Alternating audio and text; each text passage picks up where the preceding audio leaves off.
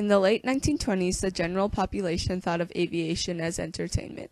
In 1927, Charles Lindbergh changed that thought when he flew successfully across the Atlantic Ocean.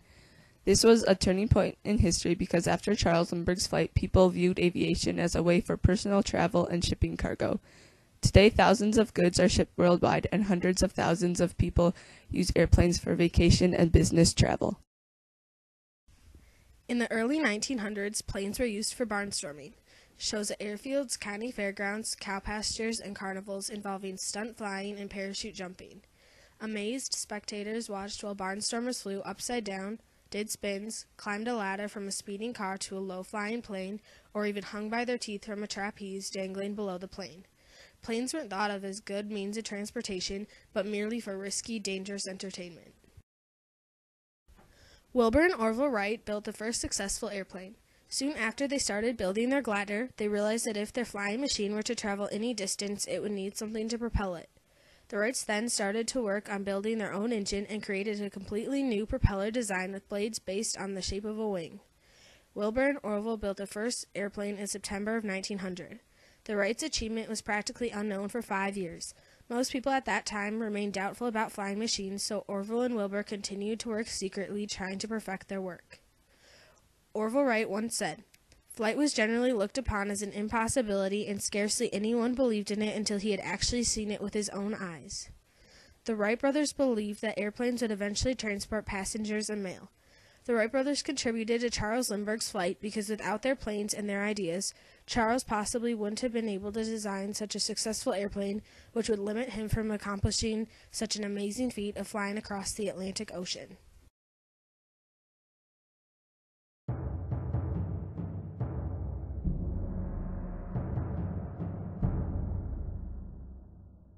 Charles Lindbergh made the first nonstop solo flight across the Atlantic Ocean in 1927. He started his aviation journey when he was working with Donald Hall, a designer for the Ryan Aeronautical Company in San Diego. Charles persuaded 9 businessmen to finance his adventure and had a plane built to all his wants and needs. He built a one-cockpit plane with a single engine to save room for more gasoline, and so the plane would be lighter. The plane had extra fuel tanks, including one in front of the cabin, which required Charles to use a periscope. To Lindbergh, the key to a successful flight was having enough gasoline to make the 3,610-mile flight. Charles decided to name his single-engine monoplane the Spirit of St. Louis. The tiny Spirit of St. Louis was able to hold 3,000 pounds of fuel and oil, more than any other airplane lifted into the air before it. The fuel on board of the plane weighed more than the airplane itself. Charles Lindbergh was lucky to get someone to finance his adventure. Many people were scared and hesitant. For example, the managing editor of St. Louis Airfield turned Lindbergh down right away. He told Charles that his company had a reputation to consider and that they wouldn't be associated with such a venture. He thought Lindbergh was too young and didn't know enough about navigation to fly across the Atlantic Ocean without getting hurt or dying. Charles was determined to make the flight, though. Not only was he enticed by a $25,000 prize offered by hotel owner Raymond Ortega, but he had always been interested in aviation, even as a kid.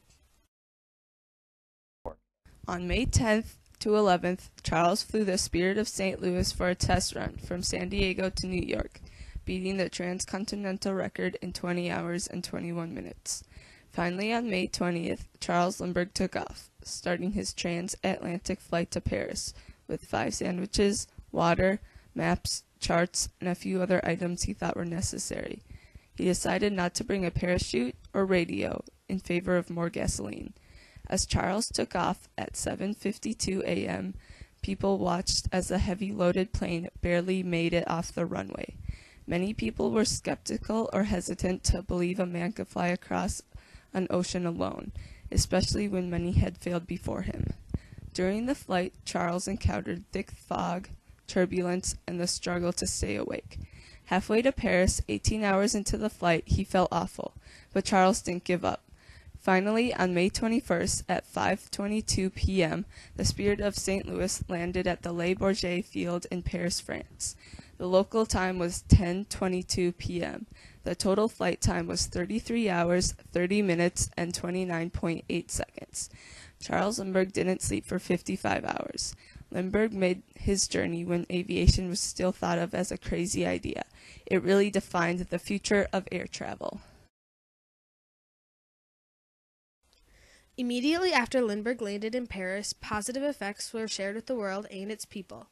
People began to see aviation for travel and not as much for barnstorming and tricks. They also began to hope that someday, using airplanes, they could see past their own continental boundaries like Lindbergh did. The time after the flight was then known as the Lindbergh boom. It was called that because the aircraft industry stocks soared and interest in flight really took off. Viewpoints started to change, and people realized that airplanes really could be safe and reliable ways to travel. The New York Times devoted all of its first 6 pages in its Sunday edition paper to the story of Lindbergh's successful flight. Other newspapers gave Lindbergh's accomplishment tremendous amounts of space, using up to 25,000 more tons of newsprint than usual. Millions of Americans in churches across the country said prayers of thanks for Charles that Sunday morning, and many ministers made his triumph the focus of their service. The city of New York even gave a grand banquet in Charles's honor, attended by 4,000 New Yorkers. Within a week after the flight, Charles Lindbergh had received a total of more than $5 million in commercial offers. Named the Man of the Year by Times Magazine, Charles received a Medal of Honor from High Nazi official Hermann Göring, a Congressional Medal of Honor, the Distinguished Flying Cross Award from President Calvin Coolidge, and many other awards, banquets, and celebrations dedicated to him. Lindbergh started to go on tour to 48 of the U.S. states. He visited 92 cities, traveled in 1,290 miles of parades, and gave 147 speeches on benefits and uses of aviation. 1/4 of all Americans saw him on tour. By the end of the 1920s, there were 44 scheduled United States airlines. In 1929, 2 years after Lindbergh's flight, more than 170,000 paying passengers boarded U.S. airlines, 3 times as many people who boarded in 1928. Once aviation was being used for commercial use, the amounts of goods being transferred increased. Also, people could transfer perishable goods such as fruit because it was faster. Today, hundreds of thousands of people travel on an airplane daily. The planes today are created with speed and maneuverability. 70% of airplanes now are used for business travel. Today's airports and commercial aviation systems are built off the first modern airports, which were created after Lindbergh's transatlantic flight.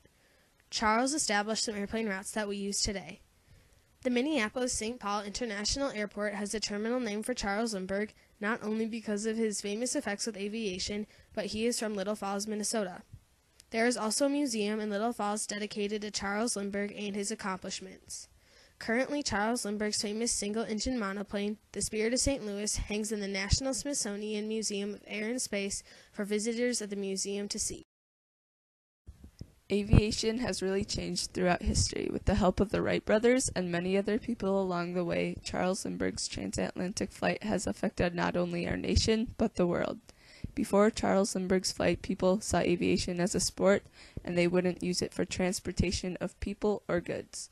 The flight was a turning point in history because after Charles Lindbergh's flight, people saw aviation as a tool for travel, transportation, and shipping.